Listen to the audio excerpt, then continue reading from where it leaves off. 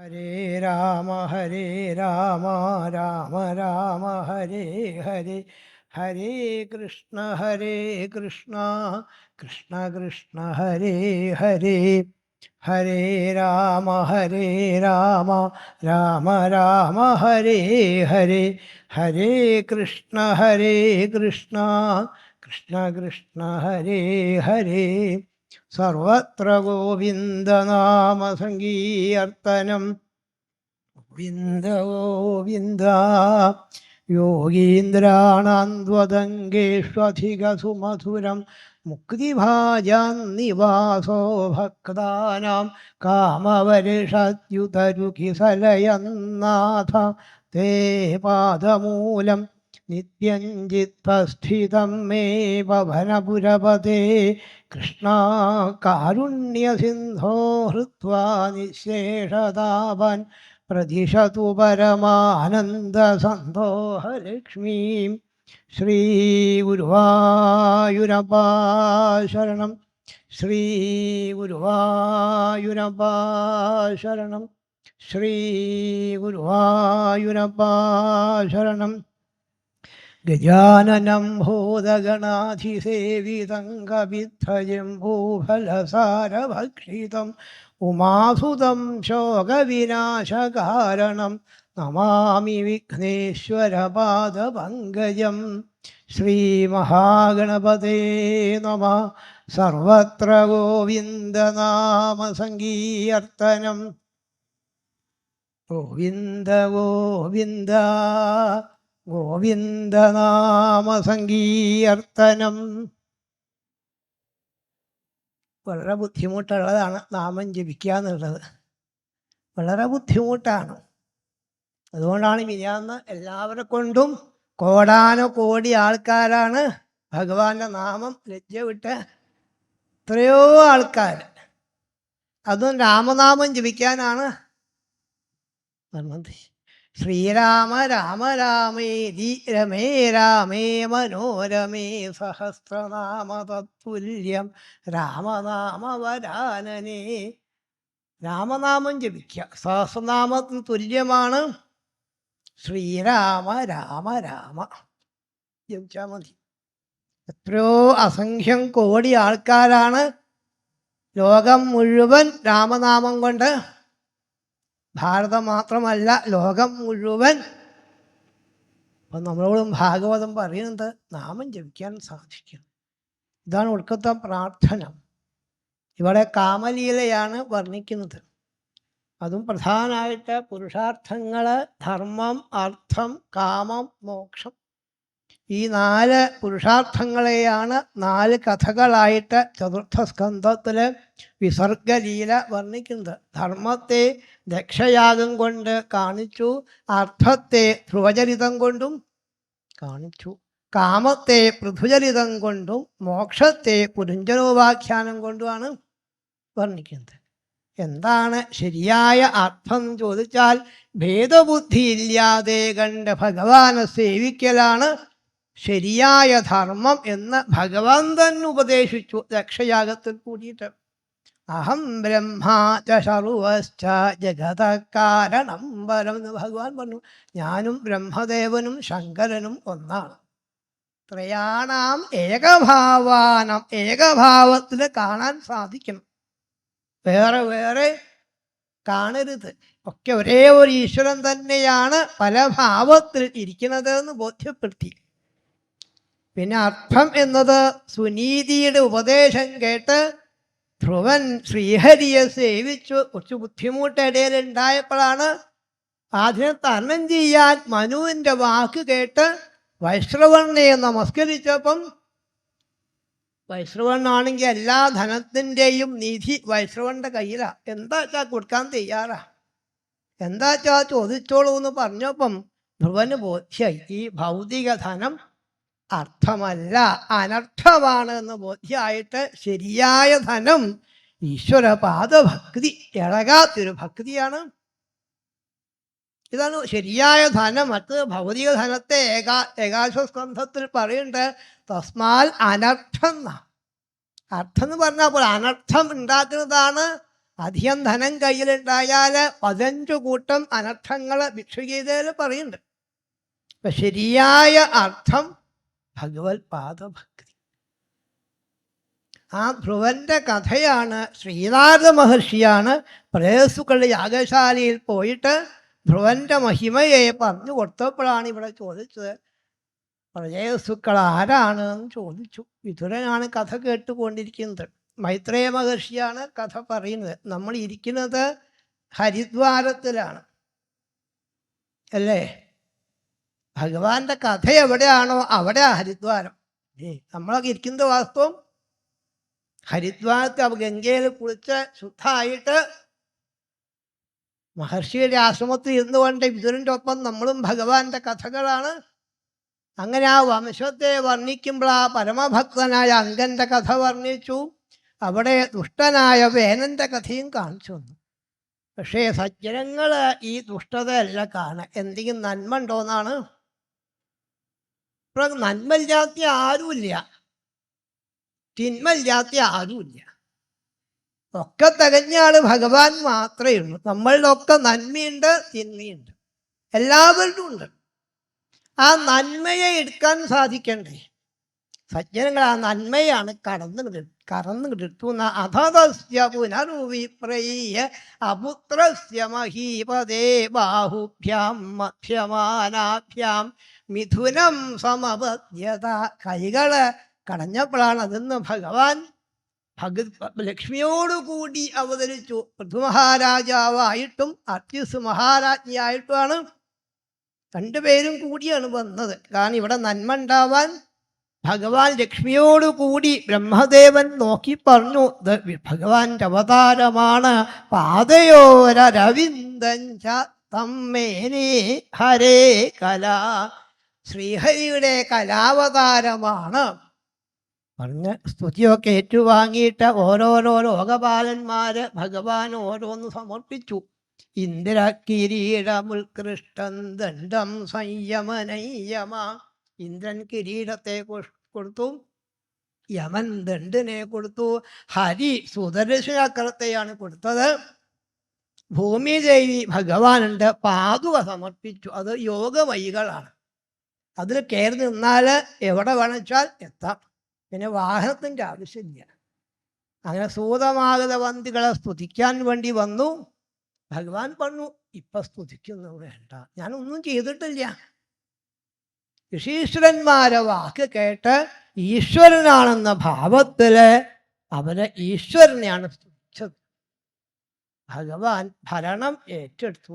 പൃഥുരാദ്യ ക്ഷിതീശ്വര. ഭൂമിയിലെ രാജാവ് ആദ്യത്തെ രാജാവാണ്. ഈശ്വരൻ തന്നെ രാജാവായി വന്നൊരവസ്ഥ.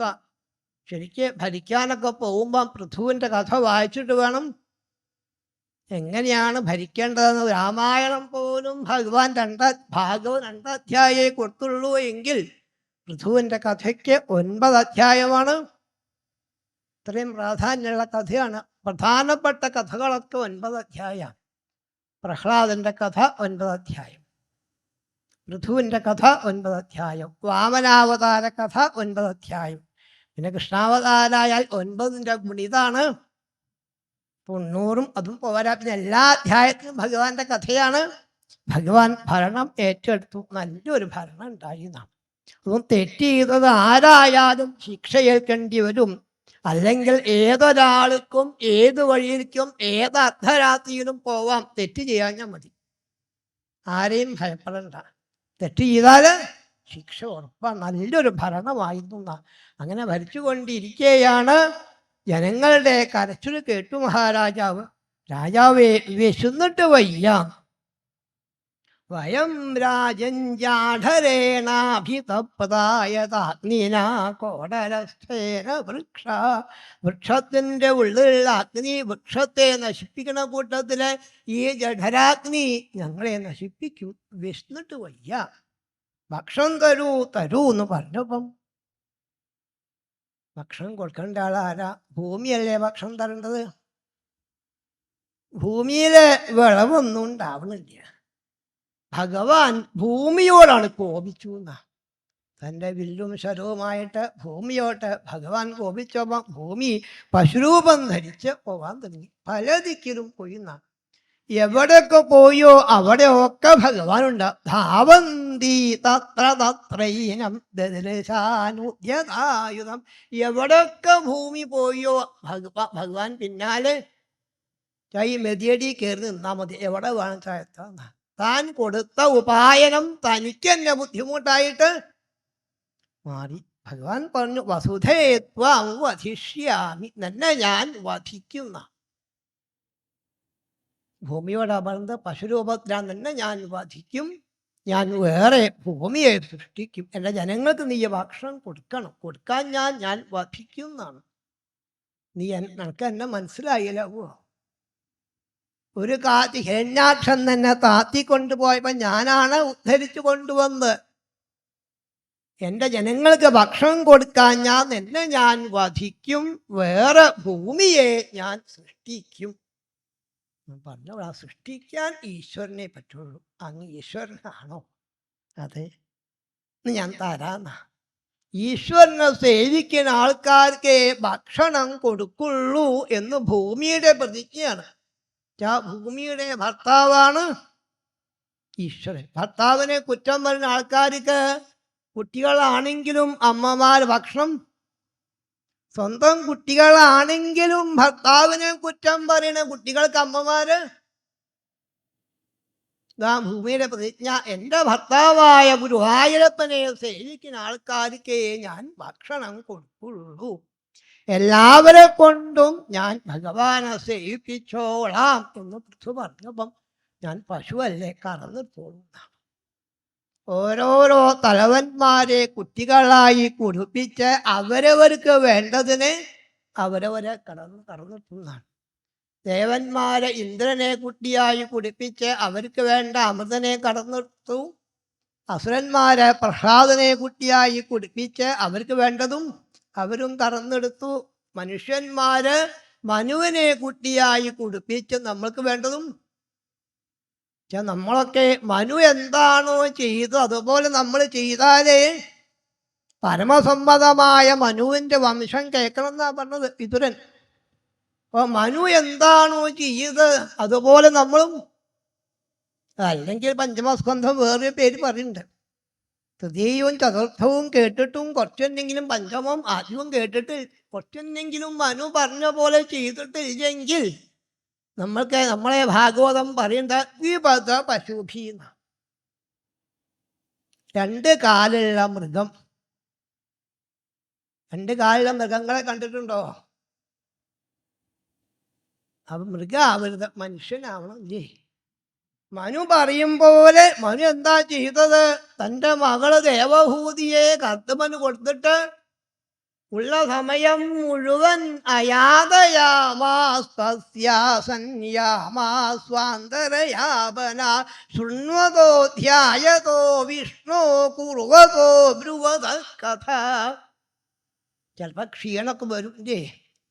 ഭാഗവതം കേട്ട കുറഞ്ഞാൽ ഇരുന്നാ ക്ഷീണം വന്നാൽ എണീക്കുക, പിന്നെ ഭഗവാനെ പ്രദക്ഷിണം വയ്ക്കുക, പിന്നെ കീർത്തനം പാടുക, നാമം ജപിക്കുക. ഇങ്ങനെ അയാൾ 24 മണിക്കൂർ പോരാന്ന്. ഇങ്ങനെ മാറി മാറി ചെയ്താൽ മതി. കഥ കേൾക്കുക, കഥ പാടുക, നാമം ജപിക്കുക. ഇങ്ങനെയുള്ള ആൾക്കാർക്ക് കഥം ക്ലേശാന്ന, എങ്ങനെ ദുഃഖം വരുന്ന. അങ്ങനെ ഭൂമിക്ക് വേണ്ടതൊക്കെ എല്ലാം സമൃദ്ധിയായി മാറി, എല്ലാം കറന്നെടുത്തു. മാത്രമല്ല ദുഹിതൃത്വേചകാരേ മാം പ്രേംണ ദുഹിതൃവത്സല, ഒരു പുത്രിയെ പോലെ പെരുമാറി രാജാവിൻ്റെ അടുത്ത്. അങ്ങനെ ഭൂമിക്ക് ഭഗവാൻ പേരും കൊടുത്തു. പൃഥുവിൻ്റെ മകള് പൃഥ്വി എന്ന പേര്. ഭൂമി നിരപ്പാക്കുന്ന തൻ്റെ വില്ലുകൊണ്ട് ഭൂമി നിരപ്പാക്കിയിട്ടാണ് ഒരു ബുദ്ധിമുട്ടും ഇല്ലാതെ കണ്ട് യഥാസുഖം വസന്തി സ്മ തത്ര തത്ര അകുതോ ഭയ. ഒരു ഭയവും ഇല്ലാതെ കണ്ട് സുഖമായിട്ട് താമസിക്കാൻ അന്നാണ് വീട് വെച്ചുള്ള താമസമൊക്കെ തുടങ്ങിയത്. സൗകര്യമൊക്കെ ഭഗവാൻ ഒരുക്കിക്കൊടുത്തു. ഗ്രാമാൻ പുര പത്തനാനി ദുർഗാണി വിവിധാനി ച, എല്ലാം ഒരുക്കിക്കൊടുത്തു. എല്ലാവരും ശ്രീഹരിയെ സേവിക്കണം. സർവസമ്പൽ സമൃദ്ധിയാണ് അവിടെ. ഈ സജ്ജനങ്ങൾ ഇങ്ങനെ പറഞ്ഞ് കേട്ട് ഈശ്വരനെ സേവിച്ചാൽ ഉണ്ടാവുന്ന ഗുണം സർവസമ്പൽ സമൃദ്ധിയാണ്. സമ്പത്ത് ധാരാളങ്ങൾ വന്നപ്പം എവിടെയാ വെക്കുക? നശിക്കാത്ത ദിക്കിൽ വെക്കണ്ടേ? ധാരാളം ഉണ്ടായാൽ, പണം ധാരാളം ഉണ്ടായാൽ ബാങ്കിലാണ്. പക്ഷെ ഇപ്പൊ ബാങ്കിൽ കൊണ്ടിട്ടാലേ അത് ചിലപ്പോൾ 2 മണി കഴിഞ്ഞു എന്നും അല്ലെങ്കിൽ ഞായറാഴ്ച ആണെന്നൊക്കെ പറയില്ലേ? ഭഗവാന്റെ പാദമാകുന്ന ബാങ്കിൽ ഈ ധനം കൊണ്ടിട്ടാൽ ആവശ്യമുള്ളപ്പോൾ കാക്കുവാനാകുന്ന ദൈവത്തെ വാഴ്ത്തിയോൻ ഞാനേ ധന്യെന്ന് വാഴുന്ന വെറുതെ ആവശ്യം അറിഞ്ഞ് അനുഗ്രഹിക്കുന്ന ഭഗവാന്റെ പാദമാകുന്ന ഈ ബാങ്കില് ഈ പണം. അന്നത്തെ ഈശ്വരാരാധന യാഗങ്ങളാണ്. പുതുമഹാരാജാവ് യാഗങ്ങൾ ആരംഭിച്ചു. ഒരു യാഗം കഴിഞ്ഞപ്പം വീണ്ടും സമ്പത്ത് ഉണ്ടാവും, വീണ്ടും യാഗം. സൽക്കർമ്മല്ലേ, ചെയ്യാലോ എന്ന ഭാവത്തിൽ അസംഖ്യം യാഗങ്ങളാണ്. 99 യാഗം പുതുമഹാരാജാവ് ചെയ്തു. 100ാമത്തെ യാഗം ആരംഭിച്ചപ്പോഴാണ് ഇന്ദ്രനൊരു സംശയം. ഈ യാഗം കൂടി ചെയ്താൽ ശതക്രതു എന്നുള്ള പേര് അതുണ്ടാവാൻ ആരെയും സമ്മതിക്കില്ല. ഒരാൾ ഉയരാൻ പുറപ്പെട്ടാൽ പുരാണങ്ങളിലെ ഇന്ദ്രൻ ഇങ്ങനെ കാണിക്കുന്ന വേദത്തിലെ ഇന്ദ്രൻ സർവേശ്വരൻ തന്നെയാണ്. നമ്മളെ മനസ്സിൻ്റെ ഭാവമാണ് ഇന്ദ്രനായിട്ട് ഒരാൾ ഉയരാൻ പുറപ്പെട്ടാൽ താക്കണ അവസ്ഥ. അങ്ങനെ യാഗം മുടക്കാനാണ് ഇത്രയും 99 യാഗത്തിനും മാന്യസ്ഥാനത്ത് വന്നിരുന്ന് ഹവിർഭാഗം സ്വീകരിച്ച ഇന്ദ്രൻ ഈ യാഗം മുടക്കാനാണ്. യാഗശാലയിൽ രൂപത്തിൽ അശ്വത്തെ കെട്ടിയിരുന്നു. വവെടുക്കാൻ വേണ്ടി പോയപ്പോഴാണ് പെട്ടെന്നൊരു മഞ്ഞ. യാഗശാലയിൽ മഞ്ഞാണ് പോയി, അശ്വത്തെ കാണാനില്ല. പുത്രൻ വിജിതാശ്വനാണ് അന്വേഷിച്ച് കണ്ടെത്തി അശ്വത്തെ കൊണ്ടുവന്ന രൂപത്തിൽ കെട്ടി യാഗം ആരംഭിച്ചു. വവെടുക്കാൻ വേണ്ടി പോയപ്പം ഒരു ഇരുട്ട് യാഗശാലയിൽ. ഇരുട്ട് പോയപ്പം അശ്വത്തെ കാണാനില്ല. പല പല വേഷവും കെട്ടിയിട്ട് നീചകർമ്മം ചെയ്യാണ്. അറിയില്ല വാസ്തവം ഗോപിക്കുറിയൊക്കെ ഉണ്ടാവും, നല്ല കുറിയൊക്കെ ഇട്ട് ഹരേ നാരായണ ഹരേ നാരായണ ജപിക്കുണ്ടാവും. നല്ല വേഷമൊക്കെയാണ്. അടുത്ത അശ്വണ്ടാവും. നല്ല വേഷം കെട്ടിയിട്ട് ശീതകർമ്മം പാഖണ്ഡമതം അന്നാണ് ഉണ്ടായതെന്നാണ്. നല്ല ഇതാണ് ഗുരുവായൂർ ഇടയ്ക്കിടയ്ക്ക് വിളിച്ചു പറയാറുണ്ട്. ക്യൂ നിൽക്കുന്ന ആൾക്കാരെ പ്രത്യേകം ശ്രദ്ധിക്കണം. അവനവൻ്റെ ആഭരണങ്ങൾ ഇതാരാ കൊണ്ടുപോണത്? പുറമേയുള്ള ആളൊന്നും അല്ലെങ്കിൽ ഒപ്പം നിൽക്കുന്ന ആൾ തന്നെയാണ്. ഞാൻ നട തുറന്ന് ഗുരുവായൂരപ്പാന്ന് വിളിക്കുമ്പം കയ്യിലെ വള പോയി. ശ്രദ്ധ ഗുരുവായൂരപ്പനിക്ക്. ആ കയ്യിലെ വള ആരാ കൊണ്ടുപോകുന്നത്? ഈ ഒപ്പമുള്ള ആൾക്കാർ തന്നെയാണ്. ഇങ്ങനെ വേണ്ടാത്ത കർമ്മം ചെയ്യണമെന്നാണ് പാഖണ്ഡമതം അത്രി മഹർഷി കാണിച്ചു കൊടുത്തു.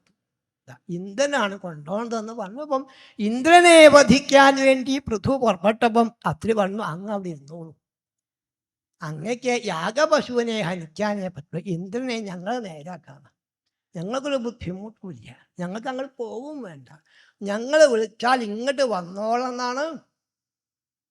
കർമ്മത്തിലെ ശക്തിയാണ് ഭാഗവത് വേദത്തിൽ പറയുന്നത്. ബ്രാഹ്മണര് കർമ്മം ചെയ്താൽ പത്മട്ട് പൂജിക്കാൻ പുറപ്പെട്ട് ആവാഹിച്ചാൽ വരില്ല എന്ന് പറയുന്നത് അവർക്ക് പറ്റില്ല. വന്നോളണം നിയമമാണ്. കാരണം മന്ത്രം ബ്രാഹ്മണരുടെ കയ്യിലുണ്ട്. ഈ മന്ത്രം ജപിച്ചാൽ ദേവതകൾ വന്നോളണം എന്ന് നിയമമാണ്. ഇവിടെ അഗ്നി ജ്വലിപ്പിച്ച് സ്രുവത്തിലെ നെയ്യ് മുക്കിയിട്ട് ആജ്ഞാഹുതിക്കാണ് പുറപ്പെട്ടപ്പോഴാണ് ഇന്ദ്രന്റെ സിംഹാസനം നീങ്ങാൻ തുടങ്ങി. ഇന്ദ്രൻ ബ്രഹ്മദേവനെയും പിടിച്ചു. ഒന്നിച്ചാവ സംസ്കാരം. രണ്ടുപേരെയും പെട്ടുന്ന ഭാവത്തിലായപ്പോഴാണ് ബ്രഹ്മദേവൻ ഇന്ദ്രനെ ഭഗവാന്റെ അടുത്തേക്കാണ്ട് അയച്ച് ഇവിടെ വന്ന ശ്രദ്ധസ്താഞ്ചുഹ്വതോഭ്യേത്യ സ്വയംഭൂവ പ്രത്യഷേധത. സ്വയംഭൂ തടഞ്ഞു. അത് ആജ്ഞാവധി ചെയ്യാൻ സമ്മതിച്ചില്ല. പൃഥു, അങ്ങക്ക് 100 യാഗം ചെയ്ത് ഫലം തരാം എന്നാ പോരെ. ഒന്ന് കുറേ 100 യാഗം ചെയ്തയാള് എന്ന ഏകോനശതകൃതു എന്നുള്ള പേരും 100 യാഗത്തിൻ്റെ ഫലത്തെയും ബ്രഹ്മദേവൻ കൊടുത്തു. ഇവിടെയാണ് ഭഗവാൻ ഇന്ദ്രനോട് കൂടി ഇങ്ങോട്ട് വന്നു. ഇന്ദ്രനോട് കൂടി ഇങ്ങോട്ട് വന്നപ്പോഴാണ് ഭഗവാനാണ് കണ്ടതോട് കൂടിയിട്ട് പൃഥു ഒന്നും പറഞ്ഞില്ല. വിലോകിതുന്നാശകശ്രുലോചന. ശ്രീഗുരുവായൂരപ്പൻ മുന്നിലാണ് ശോഭിച്ചപ്പം കണ്ണുനീര് വന്ന് അതാ കണ്ണുനീര് ഒൽപ്പിച്ചു ഒന്നും പറയാൻ നിവൃത്തിയില്ലാതെ കണ്ട് ഗദ്ഗദകണ്ഠനായി മഹാരാജാവ് മാറിയുന്നു. പിന്നെ ഭഗവാൻ പറഞ്ഞു, പൃഥു അങ്ങയുടെ ഈ ഭാവം എനിക്കിഷ്ടപ്പെട്ടു കേട്ടോ. ഇത്ര യാഗം ചെയ്താൽ ഞാൻ സന്തോഷിക്കാന്നില്ല. എൻ്റെ സന്തോഷത്തിന് യാഗത്തിൻ്റെ ആവശ്യമില്ല. ബ്രഹ്മദേവൻ പറഞ്ഞ യാഗം നിർത്തിയില്ലേ, ഇപ്പോഴാണ് എനിക്ക് സന്തോഷമായത്. അങ്ങ് യാതൊരു വൈരവും ഇന്ദ്രനോടില്ലല്ലോ, ഒരു വൈരവും ഇല്ല. ഭഗവാൻ ചോദിച്ചു, പൃഥു എന്താ അങ്ങക്ക് വേണ്ടതെന്ന് ചോദിച്ചു. എന്താ ചോദിച്ചോളൂ എന്നാണ്. എല്ലാം കൊടുക്കാൻ തയ്യാറായി ഭഗവാൻ വരിക. പൃഥു ഭഗവാന്റെ അംശം, എന്താ ചോദിച്ചോളൂ എന്ന് പറഞ്ഞപ്പോൾ പൃഥു പറഞ്ഞു, ഭഗവാനെ ഈ എല്ലാ ജീവജാലങ്ങൾക്കുണ്ട് ഈ സുഖവും ദുഃഖവും. ഇതില്ലാത്തൊരു ജീവനും. നമ്മളൊക്കെ സുഖാണ് എന്ന് പറയും ഇല്ലേ. ഇവിടെ ചോദിച്ചു വരുന്നത് സുഖായ കർമാണി കരോതി ലോകോ നൈ സുഖം വാന്യതുപാരമം വാ എന്ന് ചോദിച്ചു വിതുരൻ. ശരിയായ സുഖം എവിടുന്നാ കിട്ടുന്ന അതിന് ഉത്തരം പറഞ്ഞുകൊണ്ടിരിക്കുകയാണ് ചതുർത്ഥ സ്കന്ധം. ഒടുക്കത്തെ അധ്യായത്തിൽ ആ ഉത്തരം ബോധ്യപ്പെടുത്തുന്നത്. ആ ശരിയായ സുഖം എവിടുന്നാ കിട്ടാന്ന് ചോദിച്ചാൽ മറ്റൊന്നിനും ഞാൻ മോഹിക്കുന്നില്ല എന്നാ. എന്താ വേണ്ടതെന്ന് വെച്ചാൽ മഹത്തമാന്തർഹൃദയാൻമുഖച്യുതോ വിധൽസ്വ കർണായുധമേഷമേവര. ഹേ ഭഗവാനെ, എനിക്ക് വേണ്ടത് 10,000 കാതുകളുടെ ശ്രവണശക്തി ഈ കാത് തരാം. കർണായുധം ഏഷമേ വര. ഇതാ എനിക്ക് വേണ്ടത്. എന്തിനാ ഇത്രയധികം കാതുകൾ എന്ന് ചോദിച്ചാൽ സജ്ജനങ്ങൾ പറയുന്ന ഭഗവാന്റെ കഥകൾ കേൾക്കാൻ. അതെങ്ങനെ പറയുന്ന കഥകള്? മഹത്തമാന്തർഹൃദയാൻമുഖച്യുത. സജ്ജനങ്ങള് ഹൃദയം കൊണ്ട് പറയുന്ന ഭഗവാന്റെ കഥകൾ കേൾക്കാനാണ് ഇത്രയും ചെവി വേണ്ട. നാവുകൊണ്ട് അതും ഉള്ളിൽ തട്ടി പറയണം, എന്നാലേ കേൾക്കുമ്പം സമയം പോണത് അറിയില്ല. സജ്ജനങ്ങൾ പറയുന്ന ഭഗവാന്റെ കഥകൾ കേൾക്കാൻ. ഇതാണ്, ഇതിനാണ് മോഹിക്കേണ്ടത്. കാമലീലയാണ് വർണ്ണിക്കുന്നത്. കാമിക്കേണ്ട വസ്തു ഭഗവാന്റെ കഥകളെയാണ്. ഇത് കഴിച്ചാൽ, ഈ മധുരമായ കഥകളെ കഴിച്ചാൽ ഷുഗറൊന്നും ഉണ്ടാവില്ല. ഓ, നല്ല ഷുഗറ് പോവാൻ പറ്റിയ മരുന്നാണ്. അല്ലേ, അഞ്ഞൊക്കെ അടുത്ത് വരുന്ന ആൾക്കാർക്കൊക്കെ കൊടുക്കൽ ഭഗവാന്റെ പഞ്ചസാരയാണ്.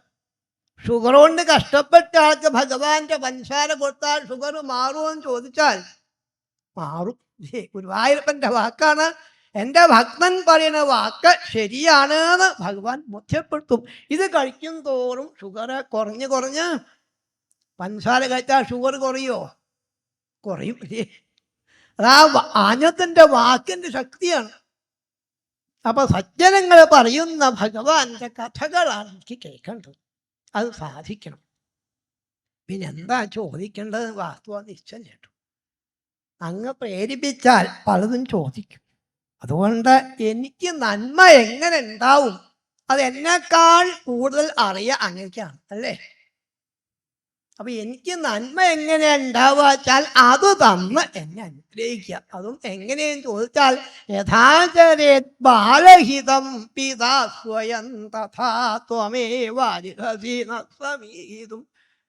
അച്ഛൻ നോക്കുമ്പോൾ കുട്ടിയുടെ ആശയെ മനസ്സിലാക്കി കുട്ടിക്ക് വേണ്ടത് മുഴുവൻ അച്ഛൻ കൊടുക്കില്ല. അവന് നന്മ എന്താണോ അതാണ് അച്ഛൻ. കത്തി വെച്ചാൽ കത്തി കൊടുക്കുവോ?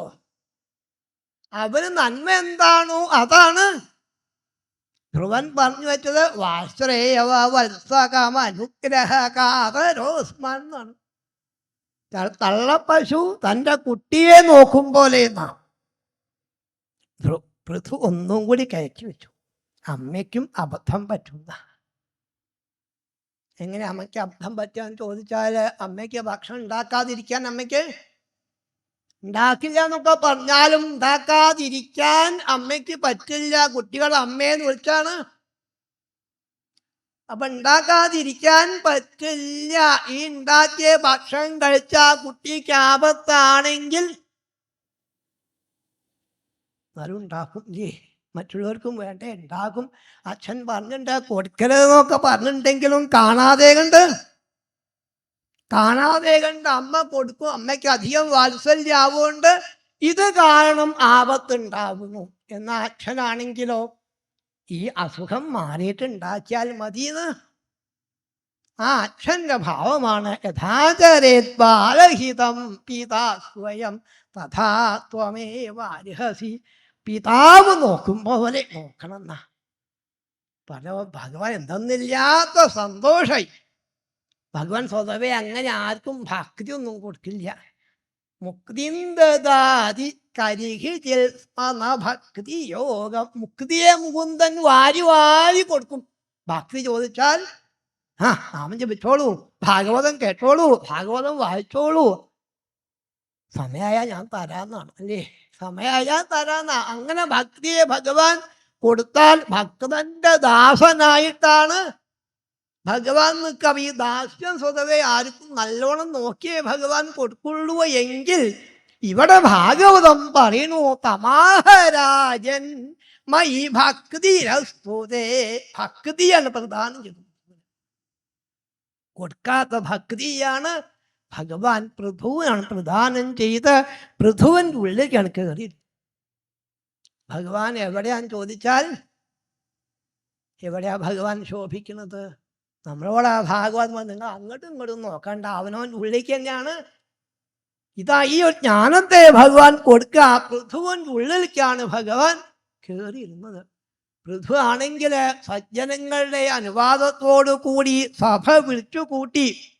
അതും ഗംഗയുടെയും യമുനയുടെയും മധ്യത്തിൽ വെച്ചാണ്. ബ്രാഹ്മണ അനുവാദത്തോടു കൂടി എല്ലാവരെയും വിളിച്ചു വരുത്തിയിട്ട് പൃഥുവിൻ്റെ ഉപദേശമാണ്. നല്ല വാക്ക്, കുറേയൊന്നും പറയില്ല. ചാരു ചിത്രപദം സൃഷ്ണം മൃഷ്ടം ഗൂഢം അവിക്ലവം സർവേഷാം ഉപകാരാർത്ഥം. എല്ലാവർക്കും വേണ്ടി എല്ലാവരെയും ഭഗവാൻ വിളിക്കുന്നു. ഭഗവാന്റെ ഉപദേശമാണ്. നമ്മളോട് ആ ഭാഗവതം പറയുന്ന സഭ്യ ശൃണുത, എല്ലാവരും കേൾക്കണം. ഭാഗവതം വായിച്ചുകൊണ്ടിരിക്കെ സംസാരിക്കാൻ, ഭാഗവതം കേട്ടുകൊണ്ടിരിക്കെ സംസാരിക്കാൻ. അപ്പൊ നമ്മളോട് ആ ഭാഗവതം പറഞ്ഞത് എല്ലാവരും കേൾക്കണം. എൻ്റെ വാക്ക് സഭ്യ ശൃണുതഭദ്രം സാധവോ യൈഹാജത. എല്ലാവരും എൻ്റെ വാക്ക് കേൾക്കണം. ഇത് ഭഗവാൻ പറയാനുള്ളത് എന്താന്ന് ചോദിച്ചാൽ, ഈശ്വരൻ തൻ്റെ പിതാവ് ഈശ്വരൻ ഇല്ല എന്ന് പറഞ്ഞെങ്കിൽ പൃഥു അതല്ല. അസ്തി ചേതി ഈശ്വര സാക്ഷാൽ. ഉണ്ട് ഈശ്വരൻ എന്നാ, ഈശ്വരൻ ഉണ്ട് എന്നല്ല, ഉണ്ട് ഈശ്വരൻ. എല്ലാവരും ഈശ്വരനെ സേവിക്കണം. ഈശ്വരനെ സേവിച്ച നന്മ നേടിയ ആൾക്കാരാണ് മനോരുത്താനപാദസ്യ ഭ്രുവസ്യാപി മഹീപദേ. ഉത്താനപാദൻ, ഭ്രുവൻ, പ്രിയവ്രതൻ തുടങ്ങിയ ആൾക്കാര്, പ്രഹ്ലാദൻ, ബലി തുടങ്ങിയ ആൾക്കാരൊക്കെ ശ്രീഗുരുവായൂരപ്പനെ സേവിച്ച് നന്മ നേടിയ ആൾക്കാരാണ്. എല്ലാവരും ഭഗവാനെ സേവിക്കണം. സേവിക്കാൻ തോന്നണ്ടേ? സേവിക്കാൻ തോന്നണ്ടേ? ഈ ഭക്തി എങ്ങനെയാ ഉണ്ടാവുക എന്ന് ചോദിക്കുന്നുണ്ട് ഏകാദശസ്കന്ധത്തില്. 3 മാർഗം അവിടെ പറയുമ്പം ഭക്തി, കർമ്മം, 3-4 മാർഗം അവിടെ പറയുന്നുണ്ട്. വിധി നിഷേധത്തെ പറ്റി ചോദിക്കുമ്പോഴാണ് ജ്ഞാനയോഗം, കർമ്മയോഗം, ഭക്തിയോഗം. നല്ല ജ്ഞാനമുള്ള ആൾക്കാർക്കാണ് ജ്ഞാനയോഗം. കർമ്മത്തിൽ ആസക്തിയുള്ള ആൾക്കാർക്കാണ് കർമ്മയോഗം. സാധാരണക്കാർക്ക് വലിയ ജ്ഞാനമില്ല, വലിയ ആസക്തിയും. നമ്മളെ കൈപ്പെട്ട ആൾക്കാരല്ലേ. വലിയ ജ്ഞാനമല്ല, ഒരു ജ്ഞാനവും ഇല്ല എന്നാണ്. പിന്നെ ഭാഗവതം കുറേ കേട്ടാലേ ബോധ്യാവുള്ളൂ, ഒന്നും മനസ്സിലാവില്ല. ആദ്യമൊന്നും പറയില്ല, കുറേയാണ് കേട്ടാൽ തോന്നും.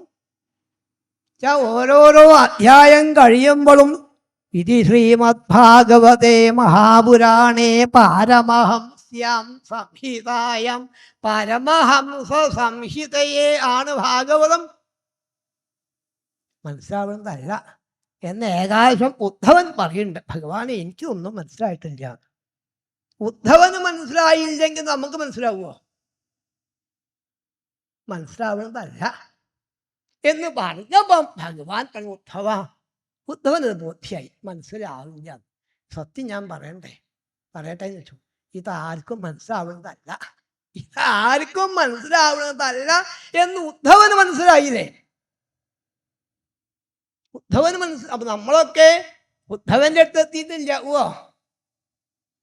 ഉദ്ധവനാണെങ്കിൽ ബൃഹസ്പതിയുടെ ശിഷ്യനാണ്, എല്ലാ ഗുണങ്ങളും നേടിയ ആളാണ്, നല്ല ജ്ഞാനിയാണെന്ന് മാത്രമല്ല വൃന്ദാവനത്തിൽ പോയിട്ട് ഭക്തി എന്താണെന്ന് മനസ്സിലാക്കി ഇവിടെ വന്നയാൾ. ആ ഉദ്ധവൻ പറയാണ് എനിക്കിതൊന്നും മനസ്സിലാവുന്നതല്ല വാസു. പിന്നെ മനസ്സിലായി തോന്നുന്നുണ്ടെങ്കിൽ അത് ഗുരുവായൂരപ്പൻ്റെ അനുഗ്രഹം. കുറച്ചെന്നെങ്കിലും മനസ്സിലാശ മത അനുഗ്രഹമാണ് ഭഗവാന്റെ വാക്കുണ്ട്. വിളിച്ചു കൂട്ടിയിട്ടാണ് അതിലേക്ക് ഒരു രസം ഉണ്ടാവാൻ ചെയ്യേണ്ടത്. യൽപാദസേവാഭിരുചിസ്തപസ്വിനാമശേഷജന്മോപചിതം മലന്ധിയ സദ്യക്ഷിണോത്യന്വഹമേധീ സദീയഥാപദാങ്കുഷ്ടവിനിസൃതാസരിൽ ഉണ്ടാവണമെങ്കിൽ ആ പാദത്തെ സേവിക്കാൻ ഒരഭിരുചി ഉണ്ടാവണം. ഒരഭിരുചി ഉണ്ടാവണമെങ്കിൽ മനസ്സിലെ മാലിന്യങ്ങൾ ഇത് നന്നെന്ന് തോന്നണമെങ്കിൽ മനസ്സിലെ മാലിന്യം പോയാലേ നന്നെന്ന്. ഈ മാലിന്യം എങ്ങനെ പോവും? മാലിന്യം പോണെങ്കിൽ ഭഗവാന്റെ കഥകൾ കേട്ട് മനസ്സ് ശുദ്ധാക്കണം. എങ്ങനെ ശുദ്ധാക്കാൻ ചോദിച്ചാൽ ശുദ്ധാക്കേണ്ട മാർഗം പലതുമുണ്ട്. ഇപ്പം നിലം ശുദ്ധം മാറിയാൽ ചാണകം കൊണ്ട് മെഴുകിയാലേ ശുദ്ധാവുള്ളൂ. പാത്രം ശുദ്ധം മാറിയാൽ വെണ്ണീര് ഉപയോഗിച്ച് കഴുകിയാലേ മനഃശുദ്ധിക്കതൊന്നും പറ്റില്ല. ശുദ്ധാവണമെങ്കിൽ സ്മൃത്യാത്മാനശ്ചൗചം ഭഗവാനെ സ്മരിച്ച് ഭഗവാനെ സ്മരിച്ച് ഭഗവാനെ സ്മരിച്ച് സ്മരിച്ച് സ്മരിച്ച് സ്മരിച്ച് ശുദ്ധായിക്കോളേ. കുറെ ഇങ്ങനെ കണ്ണുനീരായിട്ട് ഇങ്ങനെ മാലിന്യം അങ്ങോട്ട് പോയി കഴിഞ്ഞാൽ ആ ശുദ്ധമായ മനസ്സിലെ ഭഗവാൻ ശോഭിക്കുന്നു. അത് മനസ്സിലാക്കണമെങ്കിൽ സജ്ജനങ്ങളെ ആശ്രയിച്ചാൽ ഇത് മനസ്സിലാവുള്ളൂ.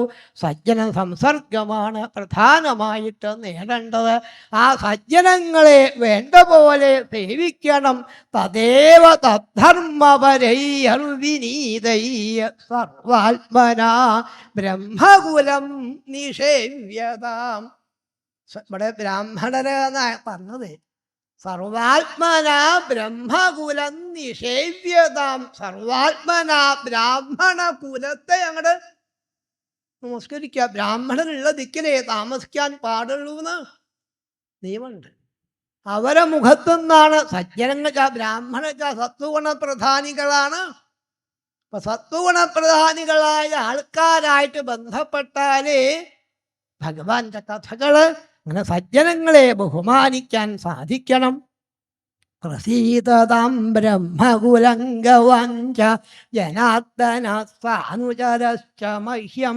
സജ്ജനങ്ങളെ സന്തോഷിക്കുക, അതിന് ബ്രാഹ്മണരെ പൂജിക്കുക, പശുക്കളെ പൂജിക്കുക, ഭഗവത് സന്തോഷത്തിന് വേണ്ടിയിട്ട് കർമ്മം ചെയ്യുക നല്ല ഉപദേശമാണ് കൊടുത്തു പൃഥുമഹാരാജ് ജനങ്ങൾക്ക്. ജനങ്ങളൊക്കെ ശ്രീഹരിയെ സേവിക്കണം. എല്ലാവരും ഭഗവാനെ സേവിക്കുന്ന അവസ്ഥ. ആരും തെറ്റ് ചെയ്യണില്ല. ഇങ്ങനെയൊക്കെ ആണെങ്കിൽ പോലീസും വേണ്ട, കോടതിയും വേണ്ട, ഒന്നും വേണ്ട. പിന്നെ എല്ലാവരും ഭക്തന്മാരായാൽ വേണോ? പിന്നെ എല്ലാവരും ഭഗവാനെ സേവിക്കുന്ന പൃഥുവിൻ്റെ കൊട്ടാരത്തിലേക്കാണ് സനകാദി യോഗീശ്വരന്മാർ ഇങ്ങോട്ട് വന്നു. സ്വതവേ അവരൊന്നും കാണാൻ പറ്റുന്നതല്ല. അപ്പോൾ അവരങ്ങോട്ട് വന്നോടുകൂടി മഹാരാജാവാണ് നമസ്കരിച്ചു. ഞാൻ എന്ത് പുണ്യാവാസവും ചെയ്ത് അഹോ ആചരിതം കിം മേ മംഗളം മംഗളായന യസ്യവോ ദർശനം യാസിൽ ദുർദർശാനഞ്ജയോഗിഭി. കാണാൻ സാധിക്കാത്ത സജ്ജനങ്ങളെ അവരെ കാണാൻ സാധിച്ചു. ഇങ്ങനെ ബ്രാഹ്മണരെ സന്തോഷിക്കാന്ന് വെച്ചാൽ യസ്യ വിപ്രാഹ പ്രസീദന്തി ശിവോ വിഷ്ണുശ്ച സാനുക. ഈശ്വരൻ സന്തോഷിച്ചോ എന്ന കാര്യത്തിൽ യാതൊരു സംശയമില്ല. സജ്ജനങ്ങൾ വരാത്ത ഗൃഹം എത്ര വലിയ കൊട്ടാരമാണെങ്കിലും വ്യാളാലയത്രുമാവൈ, അത് പാമ്പിന്റെ മാളം പോലെ ആവുള്ളൂ. സജ്ജനങ്ങളെ വരുത്തുക, അവരെ പാദം കൊണ്ട് തീർത്ഥപാതീയ പാദതീർത്ഥ വിവർജിത. സജ്ജനങ്ങളുടെ പാദം ഒരു ഗൃഹത്തേക്ക് വെച്ച് ഗൃഹത്തെ ശുദ്ധീകരിക്കാൻ നമ്മളോടാ പറയുന്നത്. സജ്ജനങ്ങളെ ഇടയ്ക്കിടയ്ക്ക് വരുത്തിയിട്ട് ഗൃഹത്തെ ശുദ്ധീകരിക്കാൻ അവർക്ക് വേറൊന്നും പറയാനില്ല, ഭഗവാന്റെ കഥകളാണ്.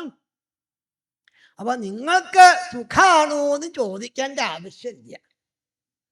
പരമാനന്ദം അനുഭവിക്കുന്ന ആൾക്കാരാ സജ്ജനങ്ങൾ. പക്ഷെ ഈ ആനന്ദം എവിടുന്നാ കിട്ടുക? ക്ഷേമ കേനഞ്ജസാഹൻ. എങ്ങനെയാണ് സജ്ജനങ്ങളെ നന്മ ഉണ്ടാവാന്ന് ചോദിച്ചു. സനൽകുമാര മഹർഷി പറഞ്ഞു, നോക്കാൻ അങ്ങേക്കുണ്ട്. ഉള്ള ഒരാളെ കാണാൻ വേണ്ടിയിട്ടാണ് ഞങ്ങൾ വന്നെങ്കിലും പറയാം. എന്തിനു വേണ്ടിയാണ് ഭഗവാന്റെ കഥകൾ പറയുന്നതെന്ന് ചോദിച്ചാൽ ഇവിടെയുള്ള ആൾക്കാർക്ക് അറിയാഞ്ഞിട്ടല്ല. മള്ളിയൂർ എത്രയോ കാലം ഭഗവാന്റെ കഥകൾ പറഞ്ഞ് ഓരോ മണ്ടരിയും ഹരേ രാമ രാമ രാമ ഹരേ ഹരേ. ഇവിടെ കഥ പറയേണ്ട ആവശ്യമില്ല. പിന്നെന്താ കഥ പറയുന്നതെന്ന് ചോദിച്ചാൽ ഈ വേണ്ടാത്ത ഭക്ഷണം കഴിച്ച് വേണ്ടാത്ത കാര്യങ്ങളും പറയുന്ന നാവിനെ ശുദ്ധീകരിക്കാനാണ് ഭഗവാന്റെ കഥകൾ. ഇതിലും പ്രധാനമായിട്ട് പറഞ്ഞു, ഇവിടെ സമ്പാദിക്കേണ്ടത് വാസ്തവം 2 കാര്യമാണ്. അതിലും പ്രധാനമായിട്ട് ഒന്ന്, അസ്ത്യേവരാജൻ ഭവതോ മധുദ്വിഷ പാദാരവിന്ദസ്യ ഗുണാനുവാദനേരതി. ഇത് മാത്രമുണ്ട്, ഭഗവാന്റെ പാദഭക്തി. ഈ പാദഭക്തി ഉണ്ടായിക്കഴിഞ്ഞാൽ വിഷയവൈരാഗ്യം തന്നാല വന്നോളും. വിഷയവൈരാഗ്യവും ഭഗവത് പാദഭക്തിയുമാണ്. ഭക്തി ഉണ്ടാവും തോറും വൈരാഗ്യവും.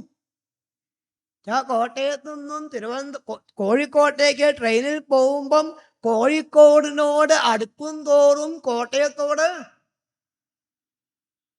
വിടാൻ പറയുന്നു വേണ്ട. ഭഗവാന്റെ അടുത്തേക്ക് പോകും തോറും വിഷയം തന്നാലെ വിട്ടുപോയിക്കോളും. വേദങ്ങളും ശാസ്ത്രങ്ങളും ഇതിഹാസങ്ങളും പുരാണങ്ങളും ഒക്കെ വർണ്ണിക്കുന്നത് വേദേ രാമായണേ ജൈവ ഇതിഹാസേ ഭാരതേ തഥാ ആദ്യ അന്ത്യേ ച മധ്യേ ച ഹരി സർവത്ര ഗീയതേ. വേദങ്ങളിലും ഇതിഹാസങ്ങളിലും പുരാണങ്ങളിലും ഒക്കെ വർണ്ണിക്കുന്നത് ഭഗവാന്റെ മഹിമ. ഹരി സർവത്ര ഗീയതേ.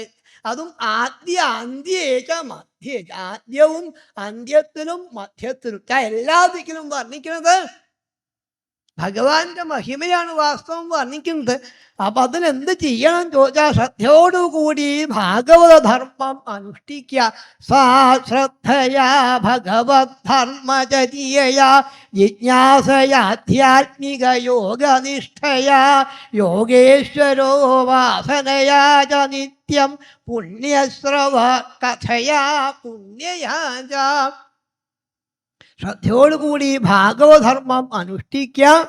എന്താ ഭാഗവതധർമ്മം? ഭാഗവതധർമ്മം എന്താന്ന് വെച്ചാൽ വളരെ എളുപ്പത്തിൽ ഏകാദശം പറയുന്നുണ്ട്. ക്ഷീണകർമ്മങ്ങളൊക്കെ ഭഗവാനിൽ അർപ്പിക്കുക. കായേന വാചാ മനസേന്ദ്രിയർവാ എന്നുള്ള കർമ്മങ്ങളൊക്കെ ഭഗവാനിൽ അർപ്പിക്കാൻ ഭഗവാന്റെ കഥകൾ കേൾക്കുക, കഥകൾ പാടുക. പുണ്യശ്രവ കഥയാ ച. പുണ്യത്തെ തരുന്ന ഭഗവാന്റെ കഥകൾ കേൾക്കുക, കഥകൾ പാടുക. അതല്ലാതെ കണ്ട് വെറും അർത്ഥകാമന്മാരായി മാറരുത്. ധർമാർത്ഥ കാമമോക്ഷങ്ങളെ വർണ്ണിക്കുമ്പം ധർമ്മവും ഇല്ല, മോക്ഷവും ഇല്ല. അർത്ഥവും കാമവും മാത്രമായി. ഇപ്പം ഇല്ലേ, പണം സമ്പാദിക്കുക, സുഖം അനുഭവിക്കുക, ഇത് മാത്രമായി. ധർമ്മവും ഇല്ല, മോക്ഷവും ഇല്ല. ഈ അർത്ഥത്തിനും കാമത്തിനും പിന്നാലെ തന്നെ പോവാതെ കണ്ട് ഈശ്വരനെ സേവിക്കാൻ സാധിക്കണം. അഹിംസ ശീലിക്കാം, യമനിയമങ്ങൾ ശീലിക്കാം. ഇതും പ്രധാനമായിട്ട് കിട്ടാൻ പറ്റിയ മാർഗമാണ്. ഹരേർമുഹുസ്തൽ പരകർണപൂരഗുണാഭിധാനേന വിജൃംഭമാണയ ഭക്ത്യാഹ്യസംഗ സദസത്യാനാത്മനി സ്യാനിർഗുണേ ബ്രഹ്മണി ചാഞ്ചസാരതി. ഒന്നും എളുപ്പമായിക്കോളണമെന്നില്ല. മറ്റുള്ള ആൾക്കാരുടെ കാതിലേക്ക് തുളച്ചങ്ങട് കയറാൻ പാകത്തിന് ഹരേ നാരായണ ഹരേ നാരായണ. ഇവിടേക്ക് ഇരുന്ന ആൾക്കാർ ഉറങ്ങുണ്ടാവും ഇല്ലേ? ഭഗവാൻ ഗണപതി കസാല കൊണ്ടുവച്ചു. സ്റ്റൂളായാൽ വീണു പോകും. ഉറക്കം തൂക്കിയാലേ കസാല കുറച്ചൊക്കെ ആടിയാലും വീഴാതിരിക്കാൻ കാറ്റുമുണ്ട്. ഭഗവാന്റെ മായ നല്ലോണം കൊണ്ടുവച്ചിട്ടുണ്ട്. കേൾക്കാതിരിക്കോന്ന് അറിയണ്ടേ എന്ന ഭാവത്തിൽ കാറ്റ് വന്നാൽ ഈ ചൂടില് വേനന്റെ കാലം നേരത്തെ വർണ്ണിച്ചു. ഈ ചൂടില് സുഖായിരുന്നിട്ട് ഭാഗവതം കേട്ട് ആ ഉറങ്ങിന ആൾക്കാരെ കാതിരിക്ക തുളച്ചാണ് കേൾക്കാൻ പാകത്തിന് ഹരേ നാരായണ ഹരേ നാരായണ. അങ്ങോട്ട് കേൾക്കുന്നില്ലേ? ഇങ്ങോട്ട് കേൾക്കുന്നില്ല. ഏതായാലും കുറച്ച് കാത് കഷ്ടിയുണ്ട്. ഉറക്കെ മറ്റുള്ള ആൾക്കാരെ കാതിക്ക് തുളച്ചങ്ങോട്ട് കയറണം. അവർക്ക് സംസാരിക്കാൻ പറ്റരുത്. വിഷയം സംസാരിക്കാനോ ഉറങ്ങാനോ പറ്റാതെ കണ്ട് ഹരേ നാരായണ ഹരേ നാരായണ. അതല്ലെങ്കിൽ ഉള്ള ബുദ്ധിമുട്ട് ഭാഗവതം പറയണു. ഗജേന്ദ്രനെ ഒരു മുതലേ പിടിച്ചുള്ളൂ. നമ്മളെ പിടിച്ചതോ ഷഡ്വർഗനക്രമസുഖേന തിതീരിഷന്തി. 6 മുതലകളാണ്. കാമം, ക്രോധം, ലോഭം, മോഹം, മതം, മാത്സര്യാദി മുതലകളാണ് നമ്മളെ പിടിച്ചത്. ഈ മുതല പിടിച്ചാൽ ഉറപ്പാണ് സംസാര സാഗരത്തില് അവർ താത്താതിരിക്കണമെങ്കിൽ തത്വം ഹരേ ഭഗവതോ ഭജനീയമഹ്രീം കൃത്വോടുപം വ്യസനമുത്തര ദുസ്തരണം. ഈ ബുദ്ധിമുട്ടായ സംസാരത്തെ തരണം ചെയ്യാൻ ശ്രീ ഗുരുവായൂരപ്പന്റെ പാദം ഹരേർ ഭഗവതോ ഭജനീയം അഹ്രീം. ഇതാണ് തിരുവാലൂര് പറയുന്നത്. കേൾക്കാറില്ലേ? ഗുരുവായൂർ കേശാന്തി, തിരുവാലൂര് ശ്രീകുമാരൻ പറഞ്ഞ് കേൾക്കാറില്ലേ? അലങ്കരിച്ച ഗുരുവായൂരപ്പനെ വർണ്ണിച്ചിട്ട് പരന്താ തളകെട്ടിയ ഗുരുവായൂരപ്പന്റെ പാദത്തിൽ നമസ്കരിച്ച് ആ പാദം അങ്ങോട്ട് പിടിച്ച് നമുക്ക് നാമം ജപിക്കല്ലേ എന്ന് ചോദിച്ചു നമ്മളെ കൊണ്ട് തിരുവാലൂര് നാമം ജപിപ്പിക്കും. കേട്ടിട്ടില്ലേ? കേൾക്കണം. ആ ഭഗവാന്റെ പാദത്തെ തന്നെ ഹരേർ ഭഗവതോ ഭജനീയം അഹ്രീം. ഭഗവാന്റെ പാദത്തെ മുറുകെ പിടിച്ച് ഭഗവാന്റെ തിരുനാമം കീർത്തിക്കാൻ സാധിക്കണേന്ന് കാണിച്ചു. ഈ ഉപദേശം തന്ന് സനകാദിക്ക് എന്താ വാസ്തവം കൊടുക്കുക? ഇതൊക്കെ വാസ്തവം ജനങ്ങളതായെന്ന ഭാവത്തിൽ പൃഥുമഹാരാജാവ് സജ്ജനങ്ങളെ നമസ്കരിച്ചു. പൃഥു ഭഗവാന്റെ അവതാര, സനകാദികളും ഭഗവാന്റെ അവതാര. എങ്കിലും സജ്ജനങ്ങളെ കാണുന്ന നേരത്ത് അത് നമസ്കരിച്ചു. കൃതാർത്ഥരായി. പൃഥുവും കൃതാർത്ഥനായി, സനകാദികളും കൃതാർത്ഥരായി. പൃഥു നോക്കി നിൽക്കുകയാണ്. അവർ മേപ്പടാക്കുന്നത്. പിന്നെ അവരെ കണ്ടിട്ടില്ല. കുറച്ചു കാലം കൂടി ഭരണം ഉണ്ടായിരുന്ന അദ്ദേഹത്തിന് 5 പുത്രന്മാരാണ്. ജിതാശ്വം, ധൂമ്രകേശം, ഹരിയശ്വം, ദ്രവീണം, മൃഗം. 5 പുത്രന്മാരാണ്. അദ്ദേഹത്തിൻ്റെ ഭരണരീതിയെ പറയുമ്പം കേമന്മാരെ പോലെയാണ് എന്നാണ്. അതും ധർമ്മരാടിവ ശിക്ഷായാം ആശ്ചര്യേ ഹിമവാനിവ കുബേര ഇവ കോശാഢ്യോ ഗുപ്താർത്ഥോ വരുണോ യഥാ. കുബേരനെ പോലെയാണ്. അതും ബ്രഹ്മദേവനെ പോലെയാണ്, കാമദേവനെ പോലെയാണ്. മനുവിന് വാത്സല്യേ മനുവന്നൃണം പ്രഭുത്വേ ഭഗവാനജ. പ്രഭുത്വത്തിലെ ബ്രഹ്മദേവനെ പോലെ, വാത്സല്യത്തിലെ മനുവിനെ പോലെ, വേദവിഷയത്തിലെ ബൃഹസ്പതിയെ പോലെ. അന്ന് ഒരാളെ പേര് കാതിലുണ്ടായിരുന്നു, അതുപോലെ ആയിരുന്നു. ശ്രീരാമന്റെ പേരായിരുന്നു. ശ്രീരാമനെ പോലെ കീർത്തിയോദ്വഗീതയാ പുംഭിസ്ത്രൈലോക്യേ തത്ര തത്ര പ്രവിഷ്ട കർണരന്ധ്രേഷു സ്ത്രീണാം രാമസ്തഥാമിവ.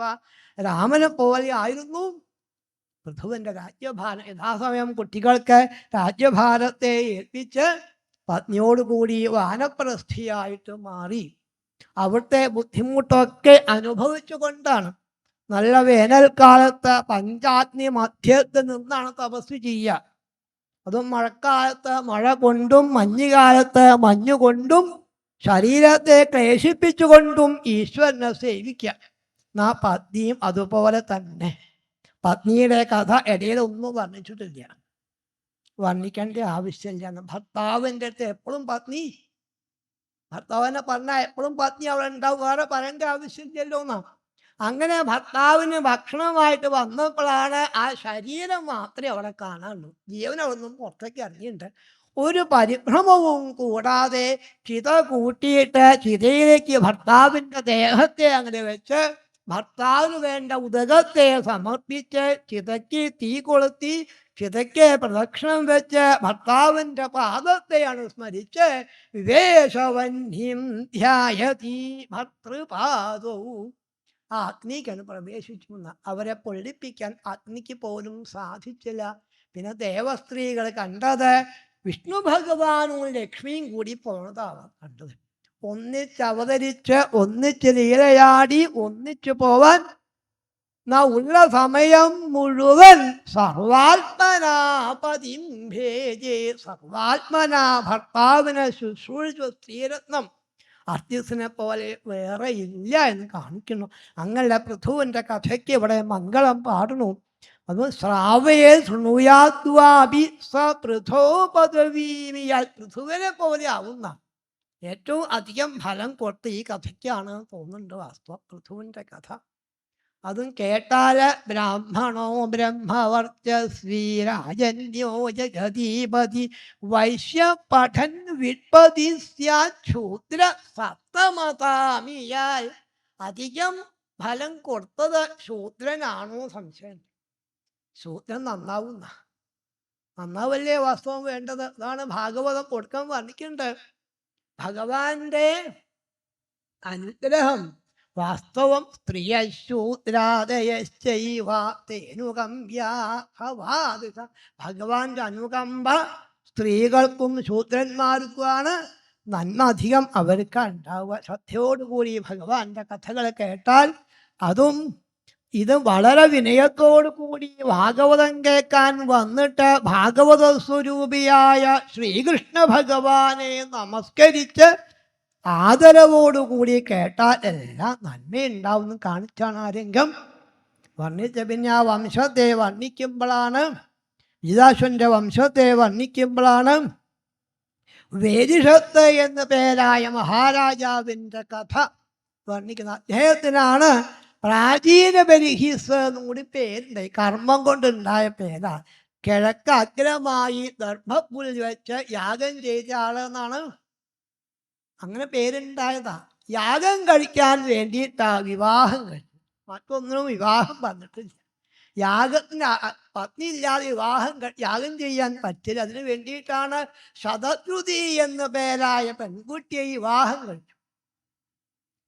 അതിലാണ് അദ്ദേഹത്തിന് 10 ആൺകുട്ടികളെ പ്രചേതസോ നാമ സുചേതസ്സുകളാ. നല്ല മനസ്സുള്ള ആൾക്കാരാണ്. ഈ കർമ്മമൊക്കെ ഭഗവാനിൽ അർപ്പിച്ചാണ് കർമ്മം ചെയ്യുക. അതിൽ ആ നന്മയാണ് 10 ഉണ്ണികളായിട്ട്.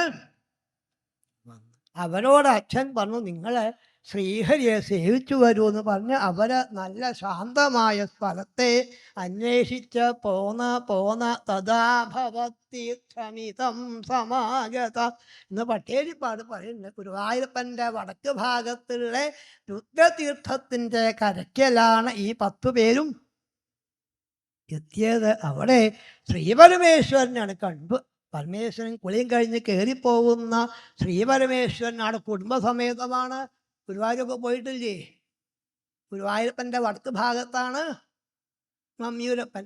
മഹിമയൂര് എന്നാണ് പണ്ടത്തെ പേര്. പിന്നെ കുറഞ്ഞ് മമ്മിയൂരായിട്ട് ഭഗവാന്റെ മഹിമയാണ് വാസ്തവം കാണിക്കുന്നത്.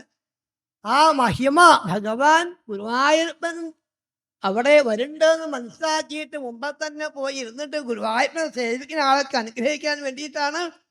വഴിക്ക് തന്നെ ഭഗവാൻ ശോഭിക്കണു. ഈ 10 പേരും ഭഗവത് പാദത്തിലാണ് നമസ്കരിച്ചു. ഭഗവാൻ ചോദിച്ചു, യൂയം വേദിഷത പുത്രാവിദിതം വശികീരിഷിതം അനുഗ്രഹായ ഭദ്രം ഏവം മേ ദർശനം കൃതം. നിങ്ങൾ ആ പ്രാചീന ബ്രീസിന്റെ കുട്ടികളല്ലേ? നിങ്ങൾ ശ്രീ ഗുരുവായൂരപ്പനെ സേവിക്കാൻ വന്നതല്ലേ? ഗുരുവായൂരപ്പനെ സേവിക്കുന്ന ആൾക്കാരെ കാണാൻ എനിക്ക് വലിയ ഇഷ്ടമാണ്. ഭഗവന്തം വാസുദേവം പ്രപന്നസ പ്രിയോ ഹിമേ. ഭഗവാന്റെ വാക്കാണ്. ഭഗവാനെ ഗുരുവായൂരപ്പനെ സേവിക്കുന്ന ആൾക്കാരെ കാണാൻ സ്വതേ കാണാൻ പറ്റുന്നതല്ല. കാണെങ്കിൽ ഭാഗവതം ബ്രഹ്മാദേവൻ പറയുന്നത് സ്വധർമ്മനിഷ്ഠ സദജന്മഭിപ്പുവാൻ വിരിഞ്ചതാമേതി തതപരം ഹിമാം അവ്യാകൃതം ഭാഗവതോധ വൈഷ്ണവം പദം യഥാഹം വിബുധാകലത്യയേ.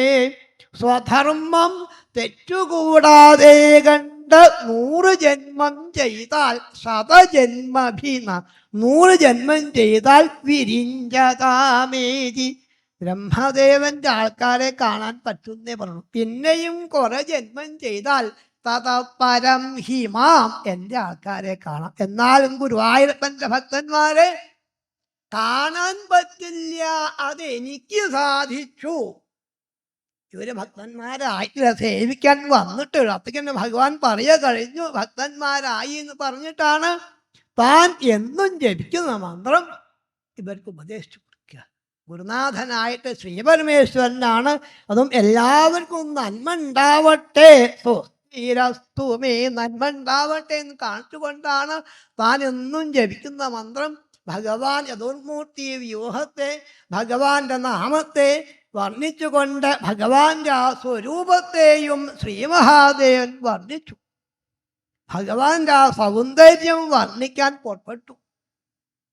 വർണ്ണിച്ചപ്പോൾ ആ മഹാദേവൻ പറഞ്ഞു, എനിക്ക് പറയാൻ ഇഷ്ടമില്ല.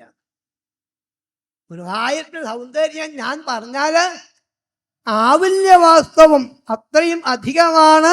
നിഘ്നപ്രാവുൽഘനശ്യാമം സർവസൗന്ദര്യ സംഗ്രഹം. സർവസൗന്ദര്യ സംഗ്രഹമാണ്. ഏറ്റവും അധികം സൗന്ദര്യം കാണിച്ച സ്ത്രീയാണ് മോഹിനി രൂപി. മഹാദേവൻ പോലൊന്ന് ഓടി. പുരുഷസൗന്ദര്യം അധികം കാണിച്ചത് ശ്രീരാമനാണ്. രണ്ടും കൂടിയാൽ എത്രയാണ്? അതിലും അപ്പുറമാണ് സർവസൗന്ദര്യ സംഗ്രഹം. അതാ ഭഗവാന്റെ സൗന്ദര്യം എന്ന് കാണിച്ചിട്ടാണ് അങ്ങനെ സജ്ജനങ്ങളെ കാണാൻ സാധിക്കുക. അതും കുറച്ചു നേരം, അധികം വേണ്ട. ക്ഷണാർത്ഥമിവ രാജേന്ദ്ര ക്ഷണാർത്ഥേനാപിതുലയേ ന സ്വർഗം നാ പുനർഭവം ഭഗവൽ സംഗി സംഗസ്യ മർത്യാനാം കിമുദ. ഇനി നമ്മൾക്ക് എന്താ നേടാനുള്ളത്? ആകെ നേടാൻ എന്താന്ന് ചോദിച്ചാൽ സജ്ജന സംസർഗം. ക്ഷണാർത്ഥേനാപി, കുറച്ചു നേരം നേടാൻ സാധിക്കുകയാണെങ്കിൽ ആ പരാഭക്തിയെ നേടാൻ സാധിക്കുമെന്ന് കാണിച്ച് രുദ്രഗീതം ഭഗവാൻ അവർക്ക് ഉപദേശിച്ചു. അവർ അമ്പലക്കുളത്തിൻ്റെ ഉൾക്കുളത്തിൽ ഇരുന്നു കൊണ്ട് ഭഗവാനെ സേവിക്കുന്നു. ഭക്തിയോടുകൂടി ഗുരുനാഥനായി മാറിയത് ലോകഗുരുനാഥനായ ശ്രീപരമേശ്വരനാണ്. ഗുരുനാഥനായിട്ട് രുദ്രഗീതം ഉപദേശിച്ചു. അവരങ്ങനെ ഭഗവാനെ സേവിച്ചു കൊണ്ടിരിക്കെ കുട്ടികൾ നന്നായി ഒന്ന് കാത്ത് യാതൊരു സംശയവുമില്ല. നല്ല മന്ത്രമാണ് ജപിക്കുന്നത്, നല്ല ഗുരുനാഥനെയാണ് കിട്ടിയത്. സ്വതവേ ആരെങ്കിലും ഭഗവാനെ സേവിക്കാൻ പുറപ്പെടുകയാണെങ്കിൽ ശ്രീനാരദ മഹർഷിയാണ് സകല കുശലപാത്രം ബ്രഹ്മപുത്രം നദാസ്മി. നാരദ മഹർഷിയാ പോവാറ്. ഇത് മഹാദേവനാണ് മുമ്പ് അനുഗ്രഹിക്കാൻ പോയപ്പം ഏതായാലും ഇവരുടെ പിതാവിനെ നന്നാക്കാൻ വേണ്ടിയിട്ട് ശ്രീനാരദ മഹർഷി ചെന്ന് ഉപദേശിക്കുന്ന ഭാഗം നമുക്ക് അടുത്ത പ്രഭാഷണത്തിൽ കേൾക്കാൻ സാധിക്കും. സർവത്ര ഗോവിന്ദനാമ സങ്കീർത്തനം. ഗോവിന്ദ ഗോവിന്ദ. കായേന വാചാ മനസേന്ദ്രിയൈർവാ ബുദ്ധ്യാത്മനാ വാ പ്രകൃതേ സ്വഭാവാൽ കരോമി യദ്യൽ സകലം പരസ്മൈ നാരായണായേതി സമർപ്പയാമി.